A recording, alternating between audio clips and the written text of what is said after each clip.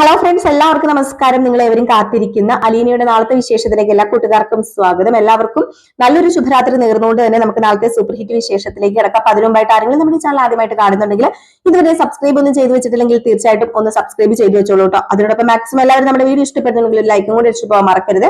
അപ്പൊ നേരെ നാളത്തെ വിശേഷത്തിലേക്ക് തന്നെ കിടക്കാം. അങ്ങനെ നമ്മുടെ അലീന പോലീസ് സ്റ്റേഷനിൽ നിന്നും പുറത്തിറങ്ങി. അപ്പൊ അലീനയെ കുറിച്ച് ഡിവൈഎസ്പിക്ക് ഭയങ്കര നല്ല അഭിപ്രായമാണ് ഉള്ളത്. മകളോട് വിളിച്ചു പറഞ്ഞു.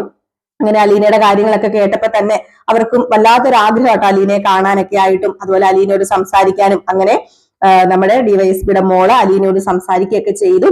അങ്ങനെ അവരിങ്ങനെ സന്തോഷത്തോടെ കൂടി ഗ്രേസിയും മാമച്ചനും ഗൗരിയും അവര് സന്തോഷത്തോടു കൂടി തന്നെ അവിടുന്ന് യാത്ര പറയുകയാണ് കേട്ടോ. ചെയ്തു തന്ന ഉപകാരത്തിന് ഒരുപാട് നന്ദിയുണ്ടെന്നും ഒക്കെ പറഞ്ഞിട്ട് യാത്ര പറഞ്ഞ് വീട്ടിലേക്ക് ഒരു ദിവസം എല്ലാവരും കൂടി വരണമെന്നൊക്കെ പറഞ്ഞിട്ടാണ് മാമച്ചനും ഗ്രേസിയും രേവതിക്കുട്ടി അവിടെ ഇറങ്ങുന്നത്. വണ്ടി ഇങ്ങനെ പോകുമ്പോഴത്തേക്കും നമ്മുടെ രേവതിക്കുട്ടി പറയുന്നുണ്ട് മാമച്ചനോടും ഗ്രേസിയോടും, നിങ്ങളോട് എത്ര നന്ദി പറഞ്ഞാലും മതി വരത്തില്ല. കാരണം എന്റെ അലീന ചേച്ചിയെ രക്ഷിച്ചില്ല. ഞാൻ പറഞ്ഞത് കേട്ട് അത് കേട്ട പാതി കേൾക്കാത്ത പാതി ഓടി വന്ന് അവരോട് സംസാരിക്കാന് കാണിച്ച ഈ മനസ്സുണ്ടല്ലോ, ഈ മനസ്സിന് മുമ്പിൽ ഞാൻ എന്ത് ചെയ്തു തന്നാലും മതിവരത്തില്ലെന്ന് പറയുമ്പോഴത്തേക്കും, നീ എന്താ പെങ്കൊച്ച ഈ വിളിച്ചു പറയുന്നത്? നീ കാരണമാണോ ഞങ്ങൾ അലീനയെ രക്ഷിച്ചതെന്ന് നിനക്ക് തോന്നുന്നുണ്ടോ? ഞങ്ങൾക്ക് അലീനോടൊരു സ്നേഹമുണ്ട്.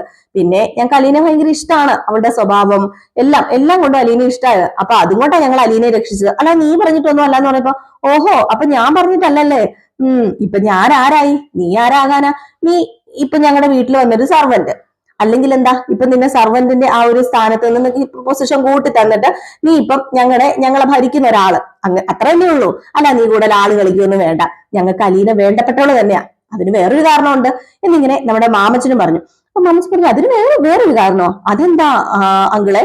അത് ഞങ്ങൾക്കേ ഇപ്പം ആശ്വാസം പകരാനും ഞങ്ങളെ കൺട്രോൾ ചെയ്യാനും ഞങ്ങളുടെ ഡോക്ടറായിട്ടും ഞങ്ങളുടെ നേഴ്സായിട്ടും അതുപോലെ എല്ലാം ആയിട്ട് ഒരു പെങ്കൊച്ചിനെ വീട്ടിൽ കിട്ടിയില്ലേ? അത് ആര് കാരണ? അലീന കാരണമല്ലേ? ഓ അപ്പൊ എനിക്ക് തന്നെയല്ലേ ക്രെഡിറ്റ് എന്നൊക്കെ ഇങ്ങനെ നമ്മുടെ രേവതിക്കുട്ടി ഇങ്ങനെ രസകരമായ അവരുടെ ആ ഒരു രേവതിക്കുട്ടിയുടെ ആ ഒരു കൊഞ്ചലും കുഴയിലും അതുപോലെ എന്താ പറയാ ഒരു തന്റെ വർത്താനം ഒക്കെ ഉണ്ടല്ലോ, ഇഷ്ടപ്പെടുന്ന രീതിയിലുള്ള സംസാരമൊക്കെ സംസാരിച്ചിട്ട് അവര് നല്ല രീതിയിൽ തന്നെ യാത്ര ചെയ്ത് പോവാണ് കേട്ടോ. ഏതായാലും ഈ സമയത്താണെങ്കിലും നമ്മുടെ അലീനയോടല്ല കൃഷ്ണമോളോട് കാര്യങ്ങളൊക്കെ പറയുന്നുണ്ട്. അലീന അവിടെ നടന്ന സംഭവങ്ങളൊക്കെ ഇങ്ങനെ വിവരിച്ചു പറയുന്നുണ്ട്. അപ്പോഴത്തേക്കും ബബിതേനെ കണ്ടില്ലല്ലോ എന്ന് ചോദിക്കുമ്പോഴത്തേക്കും കൃഷ്ണമോള് പറഞ്ഞു, എന്ത് ചെയ്യാനാ ചേച്ചി, ഒരു ഫോണും കുത്തി പിടിച്ചോണ്ട് ചേച്ചി ഇവിടുന്ന് പോയപ്പോ മുതൽ ഇരിക്കാൻ തുടങ്ങിയതാ. ആ റൂമിൽ നിന്ന് ഇതുവരെ ഇറങ്ങിയിട്ടില്ലെന്നേ. ആ അമലില്ലേ, ആ മുടിയെ അവനെ ആ ഫോൺ വിളിക്കുന്നത്. അവനെ ഫോൺ വിളിച്ച് എന്തൊക്കെയോ സംസാരിക്കുന്നുണ്ട്. അച്ഛൻ ഹോസ്പിറ്റലില്, അമ്മ ഹോസ്പിറ്റലില്, അതുപോലെ അലീന ചേച്ചി പോലീസ് സ്റ്റേഷനില്, രോഹിത്തേട്ടൻ പോലീസ് സ്റ്റേഷനില്. ഇതൊന്നും ബബിതേച്ചിക്ക് അറിയേണ്ട കാര്യമില്ല. ബബിതേച്ചി ഫോൺ വിളിച്ച് കിന്നരിച്ചോണ്ടിരിക്കുക. അത് കണ്ടിട്ട് ഞാൻ ചോദ്യം ചെയ്യാൻ ചെന്നപ്പോഴേ എന്നെ വഴക്ക് പറഞ്ഞ് ആട്ടി ഇറക്കി വിട്ടു. ഇങ്ങനെ പോയിട്ടുണ്ടെങ്കിൽ മിക്കവാറും രോഹിത്തേട്ടനെ പോലെ തന്നെ ബബിതേച്ചി ആയി പോകും. അത് ഉറപ്പാ. കുടുംബം മുഴുവൻ നാറും. അത് ഉറപ്പാ അലീന ചേച്ചി എന്ന് പറയുമ്പം, മോളെ ഏതായാലും ഇവിടെ ഇരിക്കെ, ഞാൻ പോയി അവളെ ഒന്ന് വിളിക്കട്ടെ എന്ന് പറഞ്ഞുകൊണ്ട് അലീന നേരെ ബബിതേനെ വിളിക്കാനായിട്ട് പോവാണ്. റൂമിൽ ചെന്ന് ഇങ്ങനെ വാതിലെ കൊട്ടാണ്. ബബിതേ വാതിൽ തുറക്ക് ബബിതേ എന്ന് വിളിച്ചപ്പോഴത്തേക്കും ബബിത എന്താടി എന്നിങ്ങനെ ചോദിക്കുക. അപ്പോഴത്തേക്കും നമ്മുടെ അലീന പറഞ്ഞു, അതെ ഞാൻ അലീനയാന്നോ? ഓ നീ വന്നായിരുന്നോ? ഞാൻ വന്നു. അല്ല വാതിൽ തുറന്നേ എന്ന് പറഞ്ഞപ്പോ വാതിൽ തുറന്നു കേട്ടോ. അല്ല നിനക്ക് ആഹാരം ഒന്നും വേണ്ട കഴിക്കാനായിട്ട്? ഓ ഇവിടെ എന്താ കഴിക്കാനുള്ളത്? അല്ല നിന്നെ പോലീസ് സ്റ്റേഷനിൽ അവർ പറഞ്ഞു വിട്ടോ? നിന്നെയും കൂടെ പിടിച്ചിടണമായിരുന്നു അവിടെ. അന്നാലേ ഞങ്ങൾക്ക് സമാധാനം കിട്ടത്തുണ്ടായിരുന്നുള്ളൂ. നീ വന്നതോടു കൂടിയല്ലേ ഇത്രയും പ്രശ്നമൊക്കെ ഇവിടെ ഉണ്ടായത്. അപ്പൊ നമ്മുടെ കൃഷ്ണമോള് പറഞ്ഞു, എന്റെ പൊന്നു ബബിതേച്ചി ഒന്നും മിണ്ടാതിരിക്കുന്നുണ്ടോ? ബബിതേച്ചിക്ക് ആഹാരം വേണമെങ്കിൽ ബബിതേച്ചി ആഹാരം കഴിക്കുക. ഇല്ലെങ്കിൽ ആ മുടിയനില്ലേ ആ പ്രാന്തനെ വിളിച്ചോണ്ട് അവിടെ ഇരുന്നോ. ബബിതേച്ചിയും പഠിക്കാൻ പോകുന്നതേ ഉള്ളൂ. പറഞ്ഞിട്ടും കേൾക്കാതെ ഒരാളിപ്പം പഠിച്ച് അനുഭവിച്ച് ജയിലിൽ പോയി കിടക്കണുണ്ടല്ലോ, ലോക്കപ്പിലുണ്ടല്ലോ. അത് ബബിതേച്ചിക്ക് അറിയാലോ. ഓ നീ എന്നെ കൂടുതലൊന്നും പഠിപ്പിക്കാൻ വരണ്ടേ. നീ ഇവള് പറയുന്നത് കേട്ട് നടക്കുന്നുണ്ട്. നീ ഇവള് പറയുന്നത് കേട്ട് നടന്നാൽ മതി. അല്ലാതെ എന്നെ കൂടുതൽ പാഠം പഠിപ്പിക്കാൻ വരണ്ട എന്ന് പറഞ്ഞിട്ട് ഡോർ വലിച്ചൊരു ഒറ്റ അടച്ചിട്ട്, അതിനു മുമ്പ് പറഞ്ഞായിരുന്നു എനിക്ക് എന്തെങ്കിലും ഉണ്ടെങ്കിൽ ഞാൻ ഓർഡർ ചെയ്ത് വരുത്തിക്കോളാന്ന്. അപ്പോഴത്തേക്കും നമ്മുടെ കൃഷ്ണമോള് പറയുന്നുണ്ട്, ഓർഡർ ചെയ്തിപ്പം വരുത്താൻ വേണ്ടി ഇരിക്കെ. ഇങ്ങോട്ടേക്ക് ആരും അടുക്കില്ല. ബലാത്സംഗ വീരന്റെ വീടാ. പിന്നെ എങ്ങനെ ഇങ്ങോട്ടേക്ക് അടുക്കുന്നത്? പത്രക്കാരും അതുപോലെ നാട്ടുകാരൊക്കെ കല്ലെറിഞ്ഞിട്ടുണ്ട് വീട്ടില്. പുറത്തിറങ്ങാൻ പറ്റത്തില്ലാത്തൊരവസ്ഥ. ഇതൊന്നും ബബിത ചേച്ചിക്ക് അറിയില്ലല്ലോ. ബബിത ചേച്ചി ഇപ്പം ആകെ മൊത്തം വേറൊരു ലോകത്താ. ബബിത ചേച്ചി പുറത്തുനിന്ന് ഇറങ്ങി വാ ബബിത ചേച്ചി. അപ്പൊ ബബിതേച്ചിക്ക് മനസ്സിലാവും കാര്യത്തിന്റെ സീരിയസ് എന്താണെന്നൊക്കെ. അല്ലാത്തടത്തോളം ചേച്ചിയോട് പറഞ്ഞിട്ട് ഒരു കാര്യമില്ല. അലീന ചേച്ചി ഇങ്ങ് വന്നേ. ചേച്ചി രാവിലെ മുതൽ ഭക്ഷണം ഒന്നും കഴിച്ചിട്ടില്ലല്ലോ. നമുക്ക് വല്ലതും വെച്ചുണ്ടാക്കി കഴിക്കാന്ന് പറഞ്ഞിട്ട് കൃഷ്ണമോള് നേരെ പോവുകയാണ്. നമ്മുടെ അലീനയും കൂട്ടി കിച്ചണിലേക്ക്. ഏതായാലും അവിടെ ചെന്നവര് കൊച്ചു വർത്താനമൊക്കെ പറഞ്ഞ് നമ്മുടെ രോഹിത്തിന്റെ കാര്യമൊക്കെ പറയുന്നുണ്ട്. രോഹിത്തേട്ടനെ കണ്ടായിരുന്നു. അപ്പോഴത്തേക്കും അലീന പറയുന്നുണ്ട്, രോഹിത്തിനെ കണ്ടായിരുന്നു, എനിക്ക് അവരുടെ മുഖത്തേക്ക് നോക്കാൻ പോലും പറ്റത്തില്ലാത്തൊരവസ്ഥയായിരുന്നു. പിന്നെ ഹരിയാണ് എന്നെ കുറിച്ചുള്ള കാര്യങ്ങളൊക്കെ പറഞ്ഞു കൊടുത്തത്. അവന്റെ മുഖത്ത് ഇപ്പോഴും ഒരു പുച്ഛ മനോഭാവമാണ്. അവന് എന്തൊക്കെയോ നേടിയെടുത്ത പോലെയാണ് അവിടെ നിൽക്കുന്നത് എന്നൊക്കെ ഇങ്ങനെ പറയാം. പക്ഷെ രോഹിത്തിന്റെ ആ ഒരു മുഖഭാവമൊക്കെ കണ്ടിട്ട് എന്തോ ഒരു പന്തികേട് തോന്നുന്നുണ്ട് കൃഷ്ണ. അവൻ നിരപരാധിയാണോ, എങ്ങനെ അവൻ ഇതിൽ പോയി പെട്ടു എന്നൊന്നും അറിയില്ല. ആ ഒരു അവസ്ഥ, ആ ഒരു മാനസികാവസ്ഥ അവന്റെ എന്ന് എനിക്ക് നന്നായിട്ട് അറിയാം. അവൻ എന്തോ ചെയ്തു, അത് എന്തോ വലിയ തെറ്റായിട്ട് അവന് തോന്നുന്നുണ്ട്. പക്ഷെ അവൻ എന്തൊക്കെയോ നമ്മളിൽ നിന്ന് മറയ്ക്കുന്നുണ്ട്. അവൻ പറയുന്നതൊക്കെ മറ്റുള്ളവർ വിശ്വസിക്കാത്തത് പോലെ തോന്നുന്നുണ്ട്. എന്തൊക്കെയോ ആകെപ്പാടെ പ്രശ്നം രോഹിത്തിനുണ്ട്. എനിക്കറിയാം എന്തോ വലിയൊരു പ്രശ്നം ഉണ്ടെന്ന് പറയുമ്പോ അല്ല കൃഷ്ണേച്ചി എന്നല്ല, സോറി, അല്ല അലീന ചേച്ചി, ഇനിയിപ്പോ രോഹിത്തേട്ടൻ നിരപരാധി വല്ലതും ആണോ? എനിക്ക് അങ്ങനെയൊന്നും അറിയില്ല മോളെ. ഇനിയിപ്പോ നിരപരാധി ആണെങ്കിൽ രോഹിത്തിനെ രക്ഷിക്കണം. ഇനിയിപ്പോ രോഹിത്ത് ആ കൂടെ ഉണ്ടെങ്കിൽ അവൻ കുറ്റം ചെയ്തതിന് ശിക്ഷ അനുഭവിക്കണം എന്ന് തന്നെയാ എന്റെ മനസ്സ് അങ്ങനെയാ പറയുന്നത്. അല്ല അച്ഛൻ, ഞാൻ ജയിലിലല്ലേ, സോറി, പോലീസ് സ്റ്റേഷനിൽ പോയ കാര്യം അറിഞ്ഞോന്ന് ഇങ്ങനെ ചോദിക്കുന്നുണ്ട് കേട്ടോ. അപ്പോഴേക്കും കൃഷ്ണമോള് പറഞ്ഞു, അത് പിന്നെ അറിഞ്ഞു, അവിടെ അച്ഛന്റെ പെങ്ങൾ ഉണ്ടായിരുന്നല്ലോ, അച്ഛന്റെ പെങ്ങൾ ചെന്നപ്പോ കാര്യങ്ങളൊക്കെ പറഞ്ഞായിരുന്നു. അങ്ങനെ അച്ഛൻ എന്നെ വിളിച്ചിട്ട് ഒരുപാട് വഴക്ക് പറഞ്ഞു. അലീന ചേച്ചീനെ പോലീസ് കൊണ്ടുപോയ കാര്യം എന്താ അച്ഛനെ അറിയിക്കാതിരുന്നതെന്നൊക്കെ ചോദിച്ചാ വഴക്ക് പറഞ്ഞത്. പറഞ്ഞായിരുന്നു അലീന ചേച്ചി പറയരുത് എന്നൊക്കെ പറഞ്ഞെന്ന്. പിന്നെ അച്ഛൻ അവിടെ ഒരു വല്ലാത്തൊരു മാനസികാവസ്ഥയിലായിരുന്നു എന്നൊക്കെയാ പറഞ്ഞു കേട്ടത്. ഏതായാലും വെളുപ്പിന് തന്നെ ചേച്ചി അച്ഛനെ ഒന്ന് പോയി കാണണം എന്നൊക്കെ പറഞ്ഞപ്പോ നമുക്ക് രാവിലെ പോയി കാണാൻ കുഴപ്പമൊന്നുമില്ല. അല്ലേ ചേച്ചി, എനിക്കിനി എന്നാ ചേച്ചി സ്കൂളിലേക്ക് പോകാൻ പറ്റുക, സ്കൂളിൽ ചെല്ലാൻ പറ്റുമോ? ആകെപ്പാടെ പേടിയാകുക, പുറത്തിറക്കാൻ വരെ പേടി. ഞാന് സ്കൂളിൽ പോകാതെ ഞങ്ങൾക്ക് എന്തെങ്കിലും പഠിക്കാൻ പറ്റുമോ? ബബിത ചേച്ചിക്കും ആ ഒരു വിചാരമില്ല. പക്ഷെ എനിക്കാണെങ്കിൽ വല്ലാത്തൊരു പേടിയാ. അവിടെ ചെല്ലുമ്പോ എല്ലാവരും നമ്മളെ കളിയാക്കില്ലേ എന്നൊക്കെ പറയുമ്പോൾ മോൾ ഇപ്പൊ അതിനെക്കുറിച്ചൊന്നും ചിന്തിക്കണ്ട. പഠിക്കാനുള്ള എന്തെങ്കിലും ഡൗട്ട് ഉണ്ടെങ്കിൽ ചേച്ചിയോട് ചോദിച്ചാൽ മതി. പിന്നെ നമുക്ക് ടീച്ചേഴ്സിനോടോ വല്ലതൊക്കെ വിളിച്ച് ചോദിക്കാം. മോള് വിഷമിക്കൊന്നും വേണ്ടാട്ടോ എന്ന് പറഞ്ഞിട്ട് നമ്മുടെ അലീനയും കൃഷ്ണയും ഒരുമിച്ചാണ് കേട്ടോ കിടക്കുന്നത്. ഇതൊക്കെ കഴിഞ്ഞ് പിന്നെ കാണിക്കുന്ന സീൻ എന്ന് പറഞ്ഞു കഴിഞ്ഞിട്ടുണ്ടെങ്കിൽ നേരം വെളുത്തിട്ട് നമ്മുടെ അലീന നേരെ ബാലചന്ദ്രനെ കാണാൻ വേണ്ടി പോവാ. അങ്ങനെ ബാലചന്ദ്രനെ കാണാൻ പോകുന്നതിന് മുമ്പ് വെളുപ്പിനെ പത്രം കിട്ടുന്നുണ്ട് കേട്ടോ. അപ്പം പത്രം സാധാ ഇടുന്ന പോലെ തന്നെ എന്നും നമ്മുടെ അലീനയുടെ വീട്ടിൽ പത്രം ഇട്ടിട്ട് അലീന രാവിലെ അവിടെ ഫുള്ള് മിത്തും എല്ലാം നന്നായിട്ട് തൂത്തു വരികയാണ്. കല്ലും പൊടിയും മണ്ണും ഒക്കെ കിടപ്പുണ്ട്. ഒത്തിരി പേര് ഇങ്ങനെ എറിയൊക്കെ ചെയ്തതല്ലേ. അവിടെ കുറെ നാട്ടുകാരൊക്കെ വന്ന് കല്ലേറും അങ്ങനെയൊക്കെ ഉണ്ടായിരുന്നു. അപ്പം മിറ്റത്തും ഫുള്ളും ചപ്പും ചവറും ഒക്കെ അലീന അങ്ങനെ അടിച്ചുകൊണ്ടിരിക്കുന്ന സമയത്താണ് പെട്ടെന്ന് പത്രം കണ്ടതും പത്രം എടുത്ത് പെട്ടെന്ന് നോക്കിയപ്പോ ആ ഫ്രണ്ട് പേജിൽ തന്നെ നമ്മുടെ രോഹിത്തിന്റെയും ഹരിയുടെയും മറ്റു രണ്ട് കൂട്ടുകാരുടെയും ഫോട്ടോയും ബാലചന്ദ്രന്റെ പേരും ആകപ്പാടെ മൊത്തം സീൻ കേട്ടോ. ഈ പത്രം എടുത്തോണ്ട് നേരെ അകത്തേക്ക് കയറിയതും കൃഷ്ണമോളും കണ്ടു. അപ്പം കൃഷ്ണമോള് ചോദിച്ചത് എന്താ ചേച്ചിന്ന് ചോദിച്ചപ്പോഴത്തേക്കും നമ്മുടെ അലീന പത്രം അങ്ങോട്ട് കൊടുത്തു. അപ്പോഴത്തേക്കും നമ്മുടെ കൃഷ്ണമോൾ ആ പത്രം അങ്ങ് വായിക്കാൻ തുടങ്ങി കേട്ടോ. അപ്പൊ അതില് ബാലചന്ദ്രന്റെ നെടുമ്പുരയ്ക്കൽ ബാലചന്ദ്രന്റെ മകൻ രോഹിത്ത് രണ്ടാം പ്രതി എന്ന് കൊടുത്തിട്ടുണ്ട്. അതുപോലെ തന്നെ ബാലചന്ദ്രന്റെ മകൻ ഹരിയും, അതുപോലെ കൈതക്കൽ തറവാട്ടിലെ ശിവന്റെ മകൻ, ബാലചന്ദ്രന്റെ മകൻ ഹരി അല്ല, സോറി, രോഹിത്തും കൈതക്കൽ ശിവന്റെ മകൻ ഹരിയും കൂടി ചേർന്ന് അവിടെ നിന്ന സർവന്റിനെ പീഡിപ്പിക്കാൻ ശ്രമിച്ചു എന്നും അതിനോടൊപ്പം കുറെ പൈസ വാരി എറിഞ്ഞ് ആ വേലക്കാരിക്ക്, അതായത് സെർവന്റിന് പൈസ കുറെ കൊടുത്തിട്ട് അത് ഒതുക്കി തീർത്തു എന്നും ഒക്കെ പത്രത്തിലുണ്ട്. അലീനയുടെ പേരില്ല എങ്കിലും സർവന്റിനെ എന്ന് അതിനകത്ത് കൊടുത്തിട്ടുണ്ട്. ആകെപ്പാടം മൊത്തം നാണക്കേടല്ലേ. ഇതും കൂടെ കണ്ടു കഴിഞ്ഞപ്പോഴത്തേക്ക് നമ്മുടെ കൃഷ്ണമോൾക്കും വല്ലാത്തൊരു വേവലാതിയായി. കൃഷ്ണമോൾ പറഞ്ഞു, കണ്ടില്ലേ ചേച്ചി, ഇതൊക്കെ കണ്ടില്ലേ, ഇതൊക്കെ വായിച്ചു കഴിഞ്ഞിട്ടുണ്ടെങ്കിൽ നമ്മളെ കുറിച്ച് ആൾക്കാർ എന്താ വിചാരിക്കുക, അതേ കണ്ടില്ലേ രോഹിത്തേട്ടൻ നിൽക്കുന്നത്, ഡ്രസ്സ് പോലും ഇല്ലാതെ നിൽക്കുന്നത് കണ്ടില്ലേ എന്ന് പറഞ്ഞ് കൃഷ്ണമോൾ ഭയങ്കരമായിട്ട് കരയാണ് കേട്ടോ. അപ്പൊ അലീന ഇങ്ങനെ സമാധാനപ്പെടുത്തുക, എന്ത് ചെയ്യാനാ മോളെ, ഇതിങ്ങനെയാണ്, മീഡിയക്കാർക്ക് എന്തെങ്കിലും കിട്ടിക്കഴിഞ്ഞിട്ടുണ്ടെങ്കിൽ അവരൊരു വാർത്തയ്ക്ക് വേണ്ടി ഓടി നടക്കുക. ഇനിയിപ്പം കുറച്ച് നാളത്തേന് ഇത് തന്നെ ആയിരിക്കും വാർത്ത.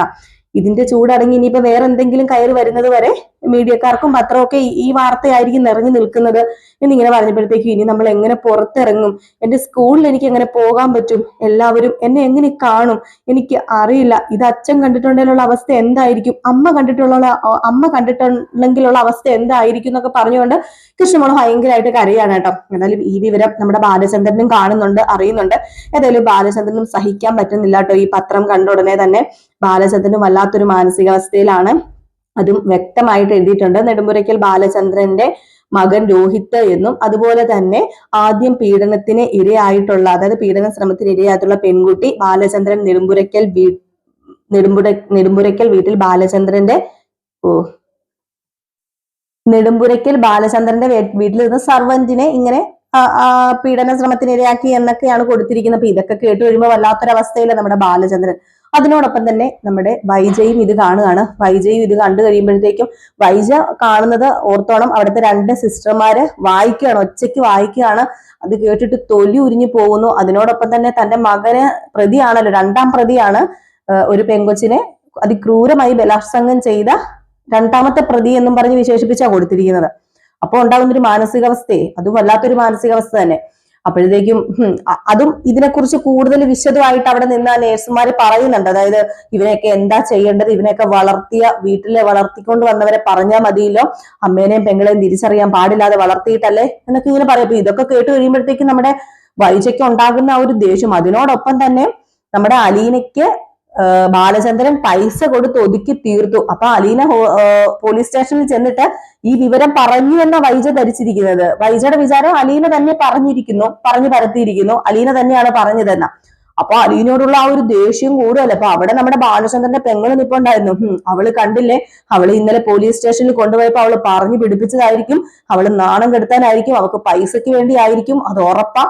എന്നിട്ടും അയാൾക്ക് നാണമില്ലല്ലോ അവളെ വെച്ചോണ്ടിരിക്കാനായിട്ട് എന്നൊക്കെ പറഞ്ഞുകൊണ്ട് ആ ഒരു സമയത്ത് കിടന്ന് ഇങ്ങനെ ഷൗട്ട് ചെയ്തോണ്ടിരിക്കുകയാണ്. അപ്പോഴത്തേക്കും പറയുന്നുണ്ട്, ചേച്ചി ഇതെന്താ ഇങ്ങനെയൊക്കെ പറയുന്നത്, ചുമ്മാ ഉള്ളതൊന്നും അറിയാതെ ഇങ്ങനെ വായി തോന്നൊക്കെ എന്തിനാ ചേച്ചി വിളിച്ചു പറയുന്നത്, ചേച്ചിക്ക് വയ്യെങ്കിൽ ചേച്ചി അവിടെ മര്യാദയ്ക്ക് കിടക്കാൻ നോക്കാൻ പറയുമ്പോ, പിന്നെ എന്നെ നീ കൂടുതൽ കിടത്താനൊന്നും വരണ്ടടി, അവളെ എനിക്കറിയാം, അവള് മനഃപൂർവ്വം എന്നെ നാണം കെടുത്താൻ വേണ്ടി തന്നെയാ ഇതൊക്കെ ഉണ്ടാക്കി പറഞ്ഞത്. മകനങ്ങ് പോലീസ് സ്റ്റേഷനിലെ ലോക്കപ്പിലാ ഉള്ളത്, തീരുമാനമൊന്നും ആയിട്ടില്ല. എന്നിട്ടും വൈജയുടെ അഹങ്കാരത്തിന് ഒട്ടും കുറവില്ല കേട്ടോ. പിന്നെയാണ് നമ്മുടെ അലീന ബാലചന്ദ്രനെ കാണാനായിട്ട് പോകുന്നത്. അങ്ങനെ അലീന ബാലചന്ദ്രനെ കാണാനായിട്ട് പോകുന്നു. ബാലചന്ദ്രനെ ചെന്ന് കാണുമ്പോൾ തന്നെ ബാലചന്ദ്രന്റെ പകുതി ആശ്വാസമാണ്. അപ്പൊ അലീന ഫോണും കൊണ്ട് തന്നെയാട്ടോ പോകുന്നത് ബാലചന്ദ്രന്റെ അടുത്തേക്ക്. അങ്ങനെ ചെല്ലുന്ന ഉടനെ തന്നെ, മോളെ നീ എങ്ങനെയാ പുറത്തിറങ്ങിയത്, നീ എങ്ങനെ വന്നു എന്നിങ്ങനെ ചോദിച്ചപ്പോഴത്തേക്കും, അത് പിന്നെ വേറെ ആരുമല്ല, എന്നെ ഗ്രേസി ആന്റിയും മാമച്ചനങ്ങളും രേവതിക്കുട്ടിയൊക്കെയാണ് രക്ഷിച്ചത്, അവരുടെ റിലേറ്റീവ് അങ്ങാണ്ടായിരുന്നു, DSP ആയിരുന്നു, അപ്പൊ അങ്ങനെ രക്ഷിച്ചതാണ് എന്നൊക്കെ ഇങ്ങനെ പറയാണ്. അപ്പൊ ഇത് കേട്ടപ്പോഴത്തേക്കും ബാലചന്ദ്രൻ ചോദിക്കുന്നുണ്ട്, അവിടുത്തെ കാര്യങ്ങളൊക്കെ ചോദിക്കുമ്പോഴത്തേക്കും വല്ലാത്തൊരു അവസ്ഥയായിരുന്നു അവിടെ. ഈ സമയം പത്രത്തിൽ വന്ന വാർത്തയെക്കുറിച്ച് വിശദമായിട്ട് ബാലചന്ദ്രൻ അലീനോട് ചോദിക്കുകയാണ്. അപ്പം അലീന പറയുന്നുണ്ട്, എന്ത് ചെയ്യാനാ, കുറ്റം നടത്തിയിട്ടുണ്ടെങ്കിൽ അവർക്ക് ശിക്ഷ കിട്ടണ്ടേ അച്ഛാന്ന് പറയുമ്പം, എങ്ങനെയാ മോളെ ഒരു അച്ഛൻ ഇത് സഹിക്കുന്നത്, എങ്ങനെ സഹിക്കാൻ പറ്റും, എനിക്കതിന് പറ്റുന്നില്ല എന്ന് പറയുമ്പം, അതെ അച്ഛന്റെ പെൺമക്കളെയാണ് ഇങ്ങനെ ചെയ്തിരുന്നെങ്കിൽ സഹിക്കാൻ പറ്റുമായിരുന്നോ, അച്ഛൻ എന്ത് ചെയ്യായിരുന്നു, നമ്മൾ അതുപോലെ തന്നെ ഓർത്താൽ മാത്രം മതി. എനിക്ക് സങ്കടം ഇല്ലാഞ്ഞിട്ടാണോ, എനിക്ക് സങ്കടം ഇല്ലാഞ്ഞിട്ടല്ല, പിന്നെ രോഹിത്തിന്റെ മനസ്സ് എന്തോ ഒരു സംഭവം ഒളിഞ്ഞു കിടപ്പുണ്ട്, അത് ഉറപ്പാ. രോഹിത്തിനെ കണ്ടിട്ട്, അവന്റെ മുഖം കണ്ടിട്ട്, അവന്റെ ആ ഭാവം കണ്ടിട്ട് എനിക്ക് എന്തൊക്കെയോ ഇതൊക്കെ തോന്നുന്നുണ്ട് അച്ഛാ. അവൻ നിരപരാധിയാണെങ്കിൽ നമുക്ക് ഒരു കാര്യം ചെയ്യാം, അവനെ രക്ഷിക്കണം. പക്ഷെ അവൻ കുറ്റം ചെയ്തിട്ടുണ്ടെങ്കിൽ അവന് ഇതിന് ശിക്ഷ കിട്ടിയിരിക്കണം. പിന്നെ നമുക്ക് ആ പെങ്കൊച്ചിനെ പോയി കാണണം, അതും അച്ഛന്റെ മകളായിട്ട് തന്നെ ഒന്ന് കരുതിയാൽ മതി. നമുക്ക് ആ പെങ്കൊച്ചിനെ കാണണം, അച്ഛൻ അങ്ങനെ കരുതാവുള്ളൂ, അങ്ങനെ ആ പെൺകുട്ടീനെ കുറിച്ച് വിചാരിക്കാവുള്ളൂ, ഒരിക്കലും വേറൊരു രീതിയിൽ കാണരുത് എന്നൊക്കെ ഇങ്ങനെ നമ്മുടെ അലീന പറയുന്നുണ്ട് കേട്ടോ. ഏതായാലും എത്രയാണെങ്കിലും നമ്മുടെ ബാലചന്ദ്രന്റെ മനസ്സിലുണ്ടല്ലോ, ബാലചന്ദ്രന്റെ മകനെ രക്ഷിക്കണം എന്നാണല്ലോ ഉള്ളത്. ഇപ്പൊ എത്ര കുറ്റം ചെയ്തിട്ടാണെങ്കിലും അങ്ങനെ സ്വയമേ നമുക്ക് അങ്ങനെ തോന്നൂലോ ബാലചന്ദ്രന്റെ മകനെ രക്ഷിക്കണമെന്ന്. ഇപ്പം നമ്മുടെ മകൻ തെറ്റ് ചെയ്താലും അങ്ങനെ ഒരു വലിയൊരു ശിക്ഷ മേടിച്ചു കൊടുക്കാനൊന്നും ഒരച്ഛനുള്ള മാനസികാവസ്ഥയും ഇല്ല. അപ്പൊ അതുപോലെ തന്നെയാണ് ബാലചന്ദ്രനും. അത്രയ്ക്കും വലിയൊരു മനസ്സൊന്നും അല്ല നമ്മുടെ ബാലചന്ദ്രന്റെ, അത്രയ്ക്കും ഒരു ഇടവൊന്നും ഇല്ല ബാലചന്ദ്രന്റെ. സ്വന്തം മകനെ രക്ഷിക്കണം എന്ന ഒരു ചിന്ത തന്നെയാണ് ബാലചന്ദ്രന്റെ മനസ്സിലും എപ്പോഴും ഇങ്ങനെ അലയിട്ട് ഇങ്ങനെ അടിച്ചുകൊണ്ടിരിക്കുന്നത്. അപ്പൊ ഇതൊക്കെ കോർത്തിണക്കിക്കൊണ്ട് ഒരു അടിപൊളി വിശേഷമാണ് നമ്മൾ നാളെ കാണാൻ പോകുന്നത്. അപ്പൊ ഇന്ന് രാവിലെ ഞാൻ വിശേഷം ഇട്ടിട്ടുണ്ടായിരുന്നില്ല, നമുക്ക് ഡിലേ ആയിരുന്നു വിശേഷം, ഇന്ന് വന്നിട്ടുണ്ടായിരുന്നില്ല. ഉച്ചയൊക്കെ കഴിഞ്ഞപ്പോഴാണ് വിശേഷം കിട്ടിയത്. പിന്നെ നമ്മള് പ്രമോ ഇട്ടിട്ടുണ്ടായിരുന്നു ഇന്നലെ. പിന്നെ ഇന്നത്തെ വിശേഷമൊക്കെ നിങ്ങൾ കണ്ടു കാണുമല്ലോ, ഒത്തിരി വലിയ രീതിയിലൊന്നും ഇല്ലായിരുന്നു. പിന്നെ നമ്മുടെ ഗ്രേസിയുടെയും മാമച്ചന്റെയും അതുപോലെ തന്നെ അവരുടെ ആ ഒരു ഫാമിലിയുടെ ആ ഒരു സന്തോഷവും ഒക്കെ ആയിരുന്നു ഇന്ന് കാണിച്ചത്. കൂടുതൽ ഭാഗത്തില് കാണിച്ചത് അതായിരുന്നു. അപ്പൊ വേറെ വലിയ കാര്യമായിട്ടൊന്നും ഇന്ന് കാണിച്ചിട്ടുണ്ടായിരുന്നില്ല കേട്ടോ. അപ്പൊ ഏതായാലും ഇനി പോലീസ് ചോദ്യം ചെയ്യുമ്പോൾ തന്നെയാണ് മനസ്സിലാകുന്നത് നമ്മുടെ രോഹിത്ത് തെറ്റൊന്നും ചെയ്തിട്ടില്ല എന്ന് മനസ്സിലാവുന്നുണ്ട് പോലീസ്. അതായത് അവർക്ക് മനസ്സിലാകുന്നുണ്ട്, പക്ഷെ അവര് നമ്മുടെ രോഹിത്തിനെ വിട്ടയക്കാൻ തയ്യാറാവുന്നില്ല. അപ്പം എവിടെന്നോ ഒരു ഹിന്ദി കിട്ടുകയാണ് നമ്മുടെ അലീനയ്ക്ക്, ഇവർക്ക് കിട്ടുന്നുണ്ട് നിരപരാധിയാണ് രോഹിത് എന്ന്. അപ്പം അത് പ്രകാരം നമ്മുടെ രോഹിത്തിനെ രക്ഷിക്കാൻ വേണ്ടി ബാലചന്ദ്രൻ എല്ലായിടത്തും കയറി ഇറങ്ങും കേട്ടോ. എല്ലാവരുടെ അടുത്തും പല മന്ത്രിമാരുടെ അടുത്തും കയറി ഇറങ്ങി ആട്ടും തുപ്പും കേൾക്കാന്നുള്ളതല്ലാതെ ഒരിടത്തും ഈ കേസ് പിടിക്കുന്നില്ല. ആരും ഈ കേസ് പിടിക്കുന്നില്ല. അങ്ങനെ പിടിച്ചാൽ അവരുടെ സ്ഥാനം നഷ്ടപ്പെടും എന്നാണ് ബാലചന്ദ്രനോട് പറയുന്നത്. പണം വാരി എറിയാൻ നോക്കുന്നുണ്ട്, തന്റെ മകൻ നിരപരാധിയാണെന്ന് വരുത്തി തീർക്കാനില്ല, നിരപരാധി തന്നെയാണ്, അപ്പൊ അതിനൊക്കെ ശ്രമിക്കുന്നുണ്ട്. പക്ഷെ നമ്മുടെ അലീന വീണ്ടും ആ ഡിവൈഎസ്പിനെ കാണാൻ പോകുന്നുണ്ട് കേട്ടോ. നിരപരാധിത്വം തെളിയിക്കാൻ വേണ്ടി തന്നെയാണ് അവിടെ ചെല്ലുന്നത്. ഏതായാലും ആ ഒരു ഡിവൈഎസ്പി കാരണമാണ് നമ്മുടെ രോഹിത്തും രക്ഷപ്പെടാൻ പോകുന്നത്. അലീന തന്നെയാണ് രക്ഷിക്കുന്നത്. അപ്പൊ അതിനെക്കുറിച്ചുള്ള കൂടുതൽ വിവരങ്ങളൊക്കെ നമുക്ക് വരുന്ന എപ്പിസോഡുകളിൽ കാണാം കേട്ടോ. അപ്പൊ എല്ലാവർക്കും വീണ്ടും നല്ലൊരു ശുഭരാത്രിയൊക്കെ നേർന്നുകൊണ്ട് നിർത്താം. അപ്പൊ നെക്സ്റ്റ് വീഡിയോ ആയിട്ട് കാണാം. അതുവരെ എല്ലാവർക്കും ടാറ്റ ബൈ ബൈ. ലൈക്ക് അടിക്കാൻ മറക്കരുതേ.